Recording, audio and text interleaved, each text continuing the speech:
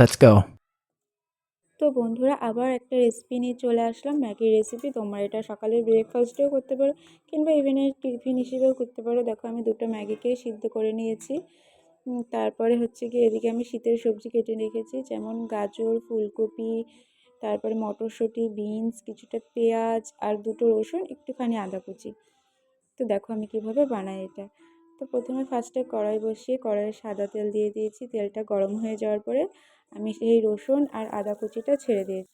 এবার এটাকে ভালো করে ভাজতে হবে। ভাজার পরে আমি এখানে দিয়ে দেবো পেঁয়াজ আর বিনস আর হচ্ছে মটরশুঁটিটা, কারণ এই দুটো ভাজতে একটু টাইম লাগে, তাই জন্য ওই দুটো আগে দিয়ে দিলাম। তারপরে আমি ওটা ভাজা হয়ে গেলে গাজর আর ফুলকপিটা দিয়ে সামান্য একটু চিনি আর লবণ দিয়ে দিলাম।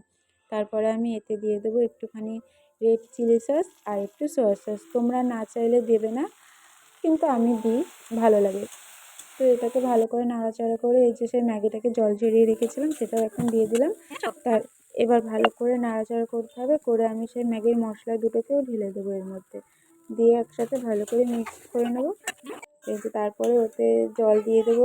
তোমরা যে ম্যাগি সিদ্ধ করার জলটা থাকবে ওটাই ঢেলে দেবে। আমার মনে ছিল না, আমারটা ফেলে দিয়েছিলাম, তো তাই আমি নর্মাল জল দিয়ে দিয়েছি। দিয়ে ভালো করে মিক্সড করবো। তো বন্ধুরা একদিন এভাবে ম্যাগি রান্না করে দেখবে, আশা করি ভালো লাগবে তোমাদের। তো এই যে ফাইনাল লুক দেখো। তারপরে এই যে আমি মেয়েরটা বেড়ে নিয়েছি, এই যে মেয়ে খেয়ে বলছে মা দারুণ হয়েছে, আবার বানাবা। তো তারপরে